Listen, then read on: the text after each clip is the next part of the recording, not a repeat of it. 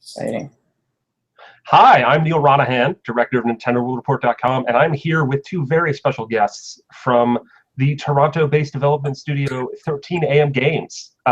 We have Alex Rushdy and, crap, I only know you as Tom right now. Introduce yourself, Tom. I'm Tom McCall. I'm the lead designer. Cool. So I guess if just for people watching this live, you can ask questions in the YouTube chat or tweet at Nintendo_NWR. Although if you're watching this on YouTube and don't already know about the Twitter, you're probably better off just using the YouTube chat. We have some questions already, but let's just kind of start. How did you guys get to the point where you had a game company and are now making a Wii U game? Well, we actually all went to school together. So we all... and where was that? In Toronto, here in Toronto. So we all came from different backgrounds. I was from film and television. Tom... I'm from structural engineering. Like, various things. We'd already graduated and worked for a while, and then we did a postgraduate program in game design at George Brown here in Toronto. And then we did a game jam. You can talk about the game jam. Yeah, we did the Global Game Jam here in Toronto? I think so. And from there, we ended up birthing what became Runbow. So the very first prototype came out of that 48-hour jam. And so it kind of galvanized us as a group. And after having some people come through and play it, we found out that it's actually something that people enjoyed playing, especially in the multiplayer setting.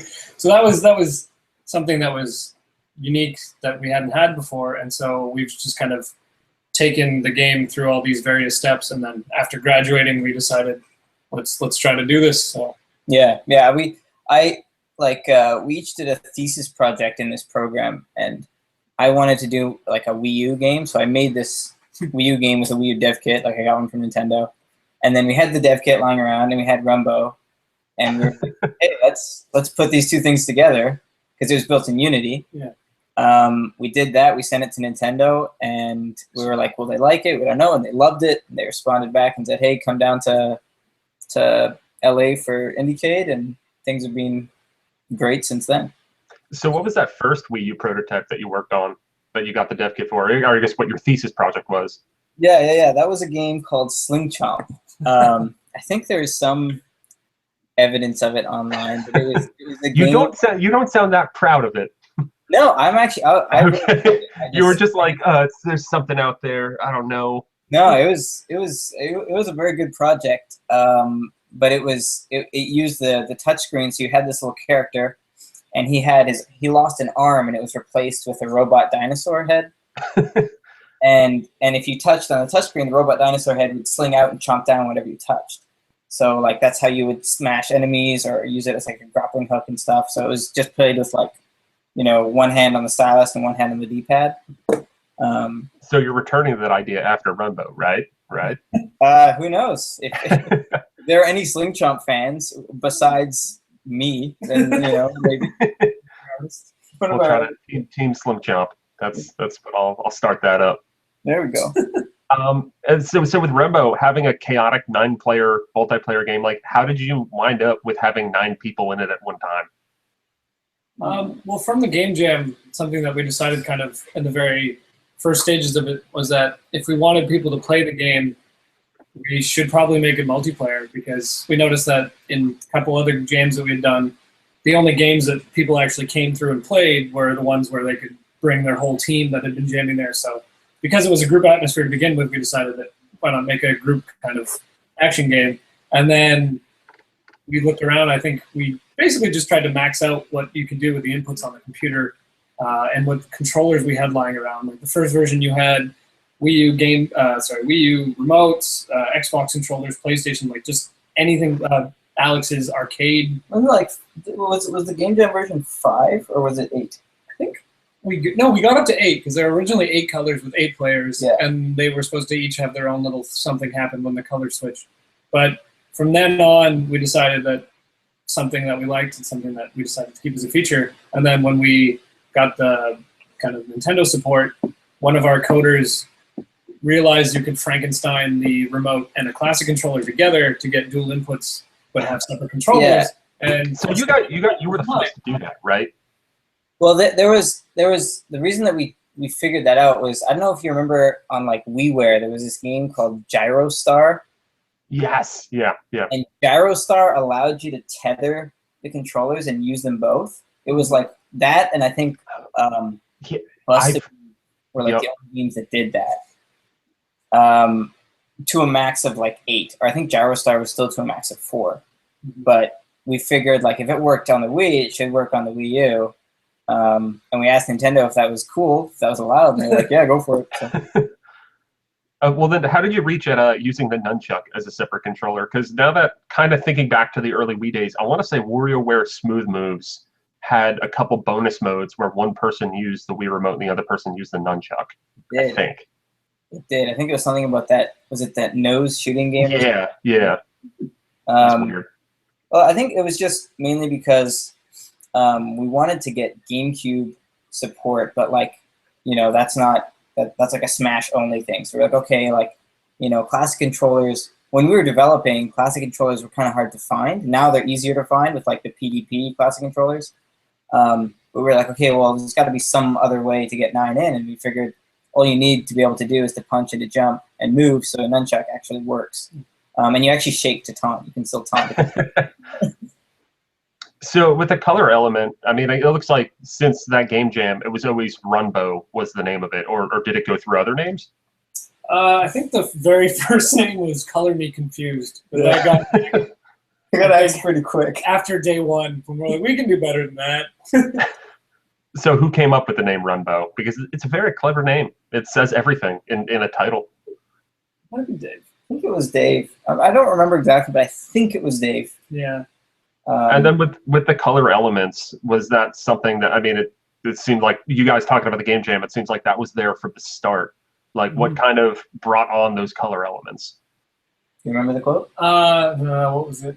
So the game jam had a topic, and it was like, see the world not as you are, or see the world not as it is, but as you see it, or some philosophical thing. And so we said, well, why don't we do something with some wacky colors? And so we coupled the idea of having a multiple-person platforming racer where obstacles come and kill you with this color mechanic that has slowly turned into the more refined version of what it is now. Before it was a little junky. And you also mentioned with that game jam that there was at least plans in that early version of it that each character of a certain color would have some special interaction with their color. And it seems like, at least from what I've played since then, it seems like every character kind of treats each color the same way. Like, where did that kind of gets lost, or is there a mode that I don't know about that actually puts that into play? Well, we had, so the original thing was 8 colors, 8 players, and then when the color, or when you were matching the color, so say red background, red player, you'd be able to walk through other colored platforms. So like, say there was a blue wall, but you were a red player on red background, the same kind of thing would happen where you'd be able to phase through it. But what we quickly realized was that with 8 different colors, it was the color mechanic kind of fell to this backseat role where it was very rare that it actually had an impact, because you have like a 1 in 8 chance of it actually being the thing. Yeah. So when we were putting it like, oh, let's make a color strip that's going to be really hard for them to get across, it was, no, there's occasionally a hole maybe in your way. So we quickly cut it down to 4 colors and then realized that was probably enough. When we got to the first levels of feedback, a lot of people were like, this is already insane. Like, if you add anything else, it might be too much. So it kind of got pulled out pretty early on. Yeah. And like, if we had kept it in some way, like, one of the other pieces of feedback we got was that in the first version of Runbow, the characters were really small, and when there's 9 of them on screen, it was hard for players to figure out where they were. Like, okay, which one? And when it was just the color, it was like, am I green or am I cyan? I don't remember. So we redid all the colors, and then we also redid the character, and we added costumes so that you could tell yourself apart further from other players. And then we added like Val, another character, so that like, you can actually see, okay, I'm not just, he's the green guy and I'm the red guy. He's the green pirate and I'm the red, superhero. So the costumes came into play to make sure that you could actually see who you were. Yeah, that's what the costumes are very, even sometimes whenever I change a costume when I've been playing the demo, I would get confused and lost. That's why I stick to Lime Val is my gal with the pirate costume, because that stands out to me. And people pick their favorites. It's really neat to see what people pick for their favorites. I think mine is the red, like, tokusatsu superhero dude. His is, I think I switched to that at one point because I wanted to see what the other ones looked like. I main Petey the Pink Pirate. Coders have actually at one point they coded in the thing where they through some combination would destruct my character and I don't know what you're talking about. Yeah. All of a sudden I would just disappear and they're like, oh, we don't know what happened, Tom. It was just a bug, man. That's all it was. Yeah. Now, in addition to Hugh and Val, there's a whole bunch of other characters, including a bunch of bonus characters like Shovel Knight, Commander Video, Command Girl Video, Rusty from Steam World digs in there. How did that all come together? That was from. Okay, so funny story. Back at Indiecade, when we first showed off the game, that was actually, if you look at like the old trailer, you'll notice that like there's just Hugh and he looks different than he does now. Like all the the art was actually quite different, and Hugh just had a T for a face. And we used to joke around that he looked kind of like Shovel Knight. and then at Indiecade, we were actually next to the Shovel Knight guys. And so, of course, the whole time we were chatting, and they're really nice guys, and they liked the game. And then we just said, like, hey, like, what, like, we figured we might as well just ask, see what they think. Well, what do you think about having Shovel Knight in the game? They said, that's a great idea. And we met a bunch of other indie guys at Indiecade, and from then we just sent out an email to a couple, saw if they were interested. And they all seemed to like the idea. So from there, because we were also friends with like the guys at Drinkbox because they're here in Toronto, and they were into the idea. So from there, we just like made a wish list of like all the indies, like, all the eShop indie games that we love, and all the characters that we thought would be a good fit for the game because they kind of have to fit the proportions of Hugh and Val. And we went to our main contact at Nintendo and was like, "You think you can get us in contact with all these guys?" And they said, "Yeah, sure." And I think like all but like 4 said yes. So we could just use the process of elimination and realize which of those indie developers are jerks. Because how many total bonus characters are there? 16 or 17. Have all of them been announced, or is it just? No, we've only revealed half, less than half. There's still another chunk to show. Yeah. Exciting, something for the future to look forward to. Yeah, we've got some tricks up our sleeve. So we have a question from the chat, kind of going with the bonus character stuff. Was there any kind of talk of giving those characters specific abilities or features?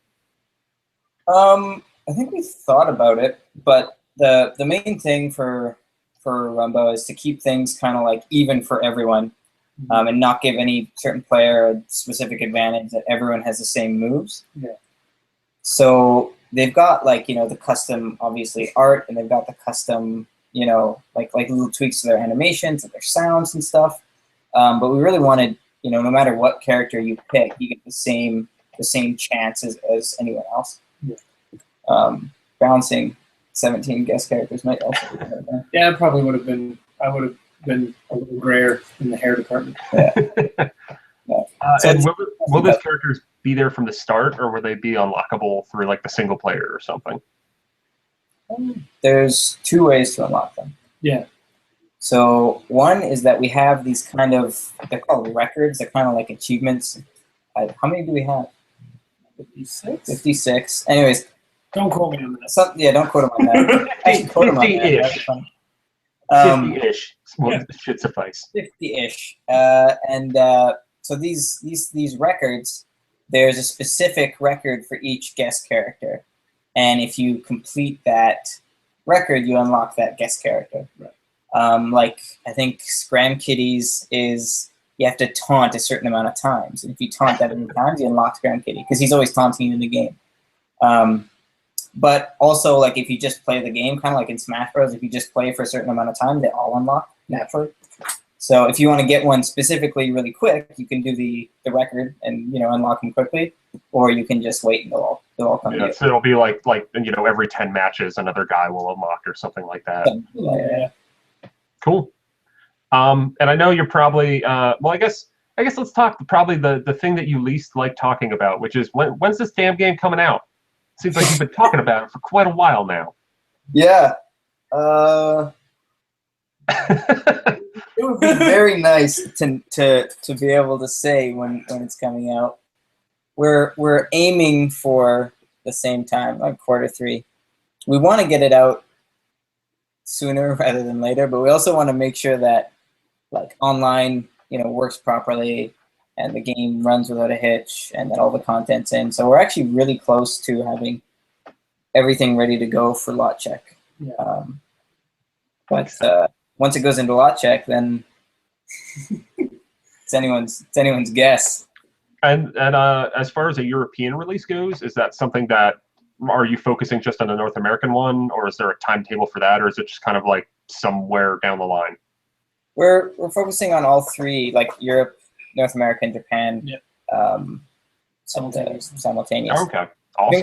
Fingers crossed simultaneous. Yeah, I mean, there are things that can go wrong, of course. Yeah, because you have to actually do a separate lot check for each region. So, like, North America might come through first, and if that's the case, we probably won't hold the game back. We'll just release it and then say, you know what, it's going to be an extra week for Europe or Japan, but they're all going to come out in the same kind of like launch window. Now I know with Japan, I think, I don't know if maybe this is something that changed over the past year or two, but wasn't it the case where like you had to be a Japanese publisher in order to have an eShop game in Japan? Mm-hmm. So who are you guys working with? We're working with a company called Cross Function. Yeah. Okay. And what else have they done? Published the Japanese version of Chariot. We played Chariot. Oh, okay. So they brought Chariot to Japan on Wii U. And we know the guys who made Chariot. We met them at IndieCade, actually. And they're, so we kind of talked to them about them. They're really nice guys, and they worked. Are they Quebec? They worked with Nintendo before, I think. They've done a lot of stuff. They localized Trine 2, I think. Okay. Cool. And then is there anything as far as cost goes, or is that still in the nebulous future waiting to be announced? Nebulous future. I like that. But I mean, I can safely say that it won't be a surprising price. I don't think it'll be within the realm of other eShop games of the same size, most likely. Cool. Is there anything else that you want to say about Runbow? Keep your eyes peeled in the coming weeks and months, as we've got some more cool announcements to share. Are there more modes than what you guys have? Because right now, let's go down the list and see if my memory's up to snuff on this. There's the regular race mode. There's Color Master. There's like the single screen combat thing. There's the Behemoth, and then there's the single player adventure and online. Is there anything I'm missing, or is there more to come? If you lump King of the Hill and Advent Arena together, they're both the single player modes. Or single screen mode, sorry. Yeah, King of the Hill. I don't think we played King of the Hill when we were at E3, but King of the Hill is a mode. Is another one of our multiplayer modes. And then that's it's a single screen one where you just need to like capture a space for longer than the other people. I mean, with the name. Yeah. Just knock them off of it and so on. It can get pretty nuts. It can get pretty hectic. That's it for modes. But like within those modes, we'll talk more about like the specifics of how they work and stuff like that. I noticed in the Nindies at Home demo with the adventure mode, like kind of having like that. It seems like it's almost a branching progression. How did that kind of come about in development? That came about because we originally planned for a more traditional adventure mode that was like level by level, kind of like by the books thing, and then we created this kind of mock for what was going to be a challenge mode that would be, this grid-based format. And then we looked at the two, and we were like, you know what? The grid is so much more fun because you get to pick your own path. Mm-hmm. You get to choose how you want to play, which was really important for us because, like, in a lot of the modes, we give a lot of options. If you want to play just easy levels, what music you want, what characters you want, like there's a lot of you play how you want to play, right? And we thought that was really important for Runbow and for adventure. So, you know, if you just want to like beeline to the bosses and you're super hardcore and can finish it really quick, like go to town. If you want to take the easy long route around the bosses and get to them, you can do that too. If you want to complete everything, you can do that too. It's just kind of like giving the players a choice in how they want to play single player. And looking at some of the questions that we have, Nerdicus X asks, would a 3DS version even be possible? Anything is possible. If we believe, then of course it'll happen. But have you? I mean, I assume that you're focused heavily on Runbow on Wii U. But has there been any kind of thought for the future as to bringing it to other platforms? Right now we're so focused on the Wii U version. Like it's, you know, we want to get that out the door. But Unity was just announced for a new Nintendo 3DS. We definitely want to get our hands on that. Yep. You know, if that's for Runbow, if it's for another game, we'll see. But right now we're focusing on the Wii U. Once that's out the door, we'll you know, weigh our options and see what makes sense. And I guess because we have someone who tuned in late who doesn't know the current list of guest characters. So what are they? The ones that are announced right now? Let's see. Shovel Knight, Rusty, Scram Kitty, Swift Thornbrook from Sports Ball, Commander Video. Who else am I missing? Is that Juan Tostada. Did we do 8? I don't want to accidentally say no. one. That's what I'm worried about too. They're on to me. Super good names. Yeah, I think that's all we've announced so far. That's 8. Yeah. No, there must be one more. The guy with the orange glove. No. I thought that. I'm trying to see because I have it. I have like our top side image on our website is from the trailer so that's a Scram Kitty, Shovel Knight, the 2 from Guacamelee, Commander Video, Command Girl Video, Rusty, and then the from Sports Ball. Oh, yeah, that's sorry. 8. That's 8. Yeah, so you guys got them all. Yeah, we did get that. We're good. And then I double thought on Rusty there. Yeah, because Rusty is power. Yeah, he's got that gauntlet. So I guess maybe moving away from Runbow a little bit. You guys, at least some of you, went to E3. What was your experience at E3? E3 was nuts.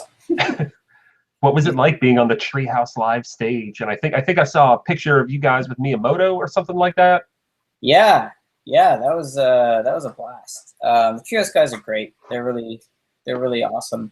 We got to meet quite a few of them, and because we had to like go to rehearsal, and so we got to chat with them for a bit, and then we went out and grabbed something to eat with them. They're really nice guys, really passionate about the game. Like they really like it, which is cool. I actually found out that currently at Nintendo America, they host like kind of like game nights for staff where they'll get together and play video games, and they played Runbow, and I was like, oh, that's great, that's awesome. So that was great. Treehouse, I think, went really well. A lot of positive response. Oh yeah, and then we had a Twitch stream. I don't know if you saw. Oh yeah. There was a Twitch stream that we did the day before where Mini Wheat, who was at the Nintendo World, the little kid from Nintendo World Championships, he played with us, but he kept like jamming the home button. He learned from all those people during the Nintendo World Championships that would jam the home button, or they'd always pause it during the virtual console stuff. Yeah, they kept pausing during Super Metroid, and I was like, oh, come on. There was one crafty guy who he was changing the controls, and and I think he wound up winning, but then a lot of other people just accidentally hit the button. Just because like I think R and ZR, yeah, ZR is the one, so like he swapped it so it was more comfortable for him. He was thinking, he was smart. But yeah, Trios was great, and then we got to meet Miyamoto. We got to meet Reggie. Reggie apparently also plays our game. That's good to know.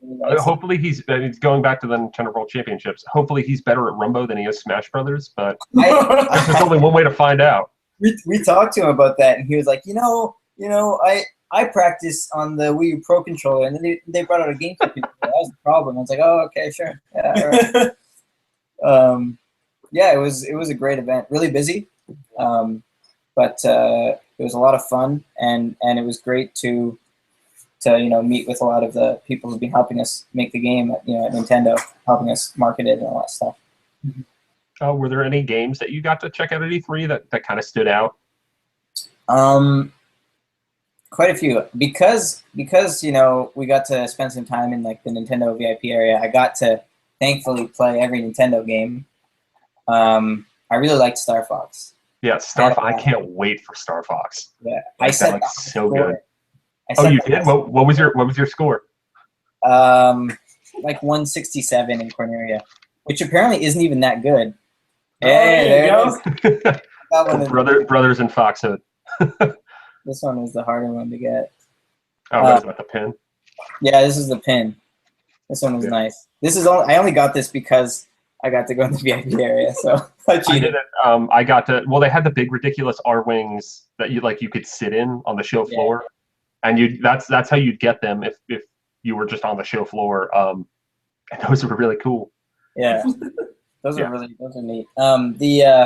Star Fox I really enjoyed. I think because I've been playing Splatoon, I was already kind of used to the motion, like aiming with. I think that's the same thing that happened to me too. Yeah, because like I it kind of became second nature to me. I was like, okay, just aim a little bit and figure it out. Apparently, you can turn them off. I don't know if that's true, but that's the rumor. That's the rumor that I think you would, in theory, be able to just play that game with a pro controller. Yeah. Probably not with a classic controller tied to a remote. And like use each controller. I think that might be a thing that only you guys have in 2015. True. Now, I guess as you guys working on a multiplayer game, you said you checked out all the stuff in the Nintendo booth. Like, how do you feel about the multiplayer stuff in like Triforce Heroes and Blast Ball?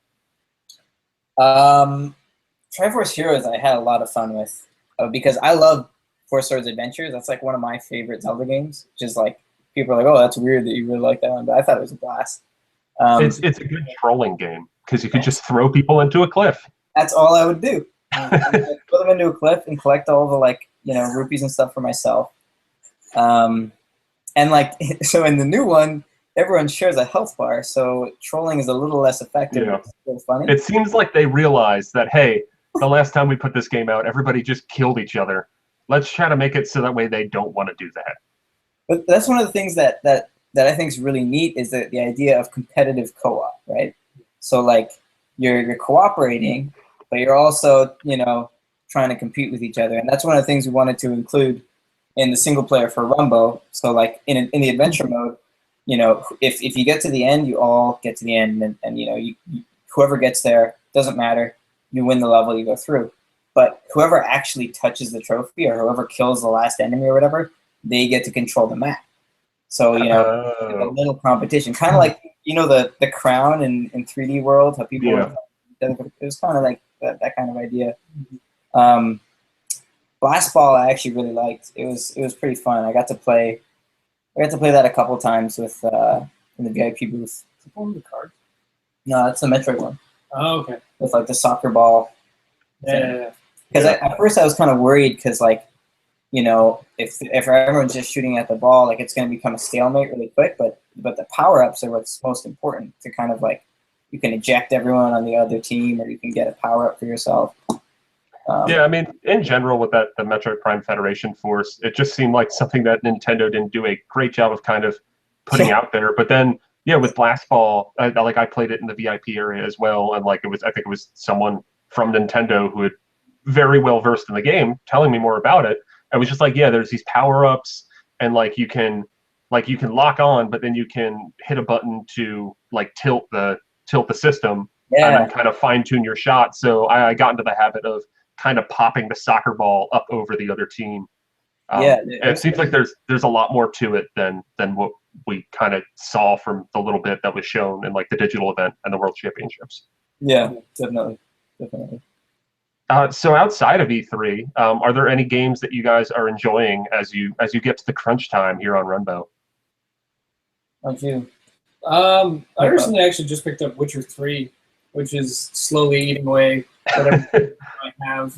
I wasn't expecting to like it as much as I did, but it's really like the way you go and solve these people's problems and things. It's really engaging, and I felt more involved in that kind of RPG setting than I have in a lot of other ones. And then when I'm not doing that, I'm a big fan of competitive multiplayer games. So I'm playing a ton of League right now, League of Legends. I'm probably going to get back into StarCraft. You can probably tell. I was actually at the World Championships today in Toronto. My buddy's watching that. So I'm inspired. So I might go on the ladder and realize that I'm still crap at the game and probably stop playing. But that and Halo is something else I've been kicking around. But is it like the old versions or Master Chief Collection? Master Chief Collection. I was actually back in the day, back in Halo 2 days. I was quite the player, or I used to play. I think you were the player. Oh yeah. So just every now and then when my buddies are around, but yeah, Witcher 3 has been the thing that's been eating up the most of my time. Yeah, and I'm kind of like super ADD when it comes to games. So I've got like I'm much the same way. So no worries, you're among friends. It's bad. So like I've got like obviously I'm playing Splatoon, the Smash Bros. Ryu DLC. I really like Ryu, but like I'm also playing through Deadly Premonition. Oh god, I think I have that from like PlayStation Plus, and I keep on thinking about it because it just sounds like so catastrophically dumb, and I feel like I need that in my life. It's insane. It's like a Dreamcast game on steroids. I'll come out of my room and like I have no idea what's going on. I'll just look at the screen. I'm like, what the? There was one point where he was just driving around town. I'm like, weren't you playing a horror game? He's like, oh yeah, this is it. I'm like, what? Why is there a driving thing? Oh, I'm almost out of gas. Like I was like, what is going on? It's insane. And then I've also been playing a lot of like I collect a lot of retro games. So I've been playing a lot of old shmups and like I got Metal Slug for Neo Geo Pocket. Metal Slug first mission. Weird. Like I've got a big collection of old cartridge games that I keep around. I like to dip into every now and then.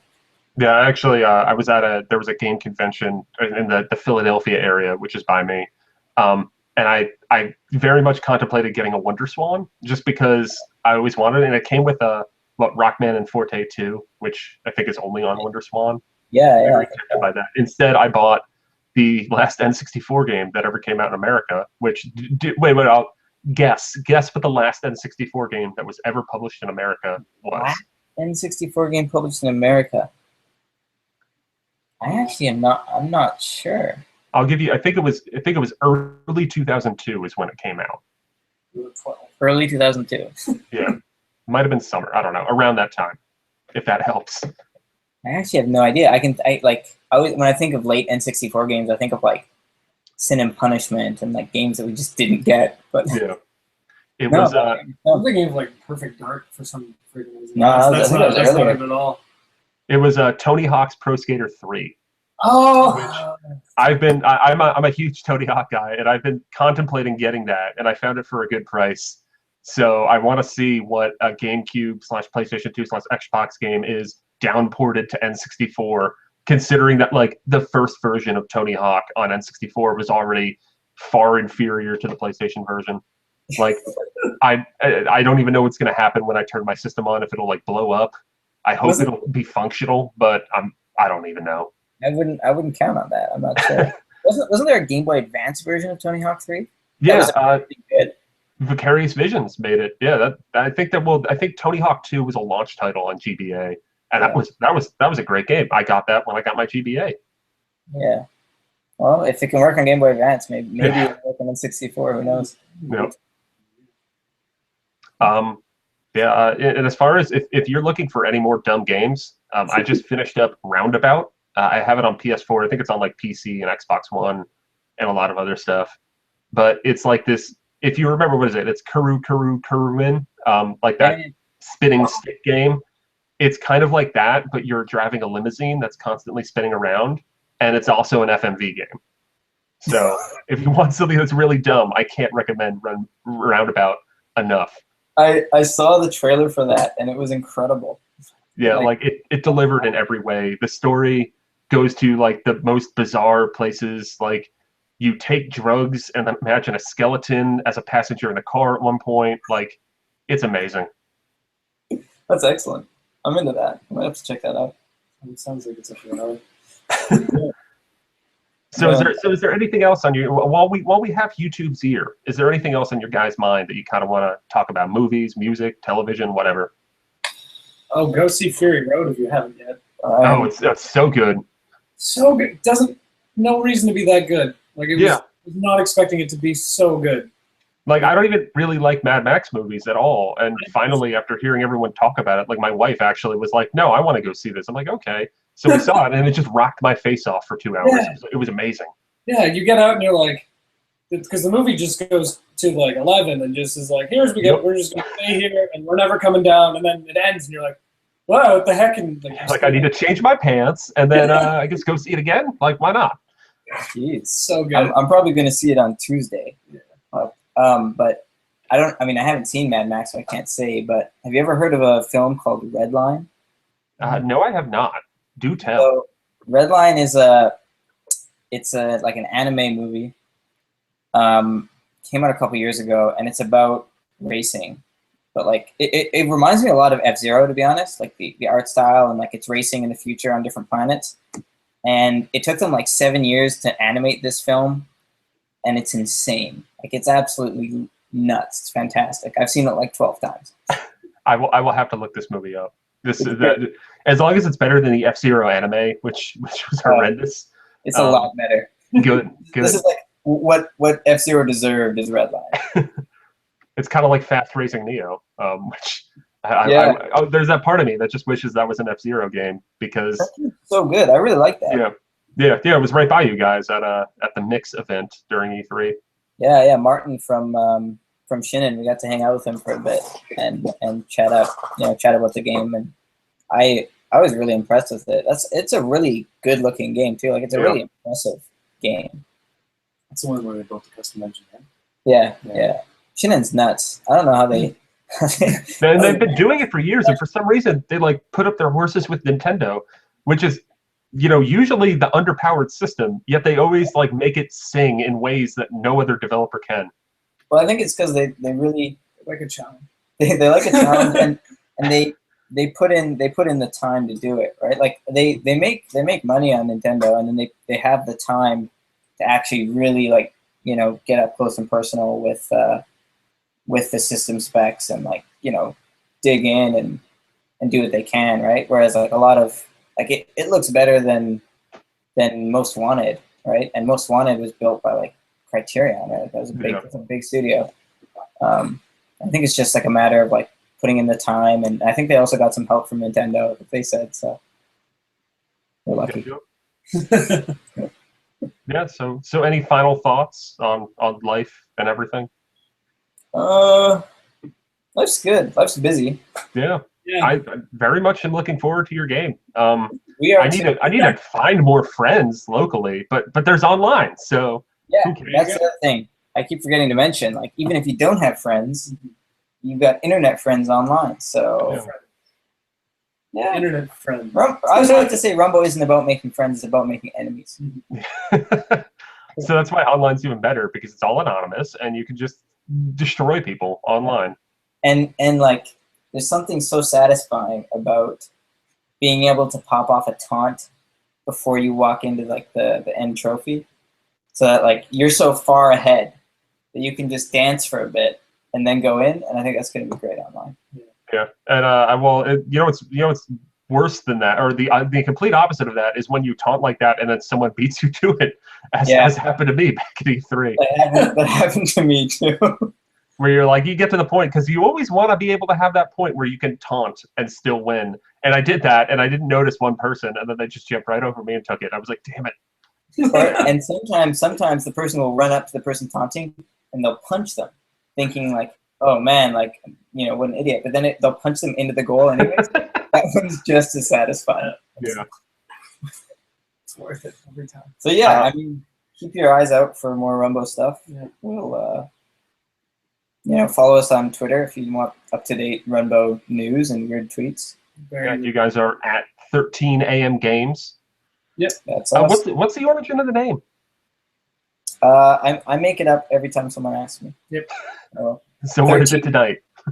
13 actual melons, because we have that many melons in our studio at all times. Yeah. We rotate. That's a good answer.